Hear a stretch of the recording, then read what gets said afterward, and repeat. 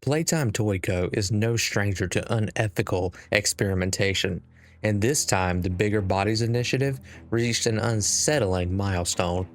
Unlike previous singular subject experiments, this one required multiple test subjects in a single entity. Research began for experiment 1322, Doey the Doughman, a massive and dense living toy with the ability to change shape and take on a variety of roles within the Playtime Underground facility. This unprecedented experiment brought forth its own issues. How do you ensure three children's minds exist harmoniously inside of one body? Not just a second, but a third on top of it. Similar to other experiments, the scientists began looking at teacher notes, game station scores, and other memos. There was a pool of children in mind, but no official selection had been finalized. On January 22, 1993, Jack Ayers, chaperoned by his parents, went on a tour of the Playtime Toy Factory and was allowed to see the dough mixing center as part of it that's responsible for making his favorite toy, Doey Dough. As a young child, Jack was in awe at the facility and all the work that went into producing such amazing toys. Unfortunately, curiosity kills the cat. Jack, not being particularly mindful to his parents' instructions, wanders off constantly. Jack, in his massive enthusiasm, heads to somewhere he shouldn't have. While walking on a forbidden section of the overhead catwalk, the floor creaks and the rusted metal gives way beneath him. He dangled desperately over the churning machinery below, tiny fingers gripping into the ledge. His cries were swallowed by the mechanical whirring of the mixers. The metal was slick and cold and bit into his hands. When he could hold no longer, he fell. A thick splash echoed as Jack plunged into the mass of dough below.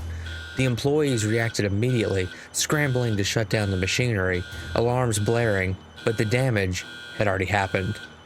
Playtime executives were summoned right away. Jack was retrieved, but his injuries were severe as the blades of the mixer had cut viciously.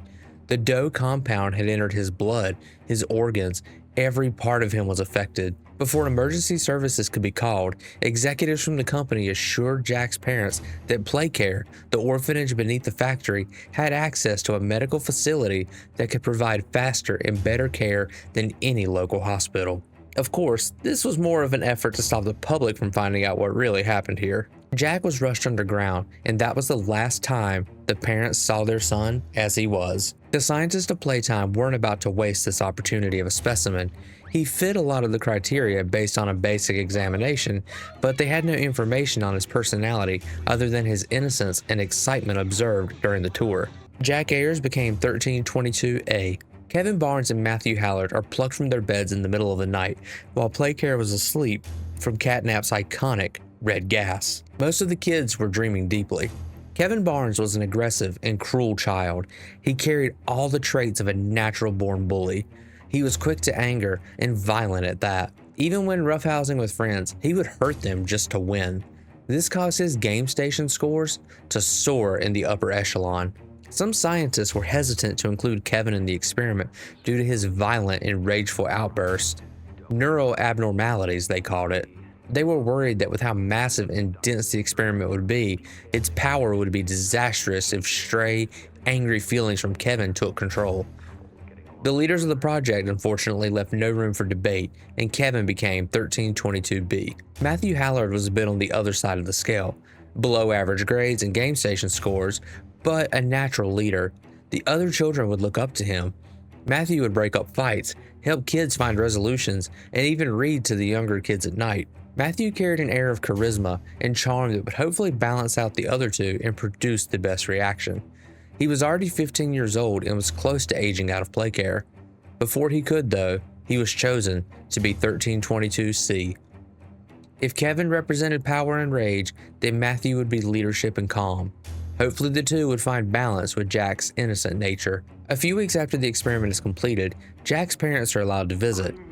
Jack's mother, Susan, is a bit more open to the thought of this being her son, while his father, George, is a bit more apprehensive. The parents try to communicate, but Doey doesn't seem to recognize them. Kevin's consciousness begins to remember being yanked from his bed, to being poked and prodded, and as if the fuse of the dynamite reached its breaking point, Doey explodes into a blind rage. He mistakes the parents for the scientists. George tries to leave, and realizes the scientists have locked them inside. Doey, completely uncontrolled, brutally kills George and Susan, preventing the incident of the mixing vat and the secret experiments from ever being leaked to the outside. This wouldn't be the first or the last time that Playtime Company has killed witnesses to keep their secrets. Doey goes on to be used for multiple roles throughout his stay at Playtime. Due to his multiple consciousnesses, his ability to change into any shape and create temporary structures from his body makes him well suited to a variety of tasks. Also, if you like this kind of character lore, be sure you get subscribed so you don't miss out on future content. A couple of years later, on August 8, 1995, the Hour of Joy occurs, and the living toy organisms kill all of the employees of Playtime Toy Company, including those who had no knowledge of the dark secrets below. Some toys refuse to participate in the Hour of Joy, despite their suffering. In the chaos of the bloodbath, Doey notices an opportunity to escape the facility. He begins to leave, but notices the toys that didn't participate. They were scared. For the longest time. A lot more than I thought they did. I'm going back. I wanted to make this in case I ever doubt or forget that. Doey knew he couldn't leave with a clear conscience and decided to stay. This causes two different factions to arise, those who follow the prototype and those who don't. Either Poppy or Doey go on shortly after the Hour of Joy to build Safe Haven, a place for the toys who don't want to follow the prototype to take refuge. Safe Haven expands to allies in Playcare and the bigger body smiling critters. At some point after forming Safe Haven, Poppy departs for an unknown reason, leaving Doey to lead. Matthew inside shines for this role. Unfortunately, Catnap and his cult eventually torture and kill the other smiling critters, cutting off Safe Haven's access to supplies from Playcare. Years later, in 2005, the protagonist returns to Playtime Toy Factory after receiving a strange letter. After they journey down beneath Playcare, the protagonist arrives to the prison levels. Doey not only helps the protagonist avoid Yarnaby, but also destroys Pianosaurus to protect them.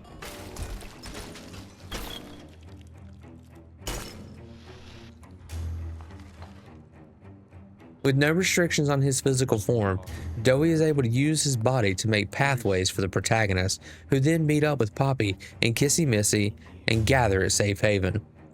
Doey expresses that he doesn't love Poppy's plan. Blowing the facility up just to kill the prototype and his followers and sacrificing themselves doesn't sit well with him, a pure loss of life. Kill the prototype. How much do we waste? The protagonist proceeds with their mission and kills the doctor. The prototype takes this moment to attack Safe Haven.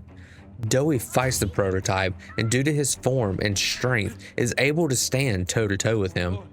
Unfortunately, the prototype escapes and destroys Safe Haven in a massive explosion, killing everyone inside except Doey, Poppy, and Kissy. The individual parts of Doey begin to have an internal conflict. Matt's logical leadership begins to be overshadowed by Kevin's rage. Hurt. Everything hurts. Hurt back. Always hurt back. Parents, scientists, everyone have to. My friends. He killed my friends. You. It all started with you. You and her. It was you who ruined everything! No, that's not true. They jump-started the generator. They destroyed everything! I'll kill you! Not even Jack's innocence can overcome Kevin's anger. Doey, being unable to keep it together, transforms into a monstrous form, revealing the three people inside fighting for control. You can actually see a representation of their humanoid forms in the mouth, some of the hands trying to pull the mouth shut while the other two reach for the protagonist. The protagonist is forced to run and eventually confronts Doey in a construction zone, using liquid nitrogen canisters to freeze him and industrial construction items like saws to dismantle him slowly. Doey is led into a bored area through Chase. and ultimately killed when all of the liquid nitrogen inside explodes over him as the large bore drill drills down into him, shattering most of his body. You lied! I'm trying to be better, to be who they needed. Not smart enough, not good enough, not...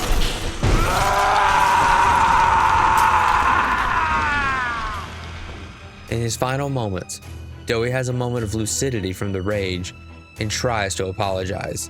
Unfortunately, all the damage done to him, he succumbs to the darkness.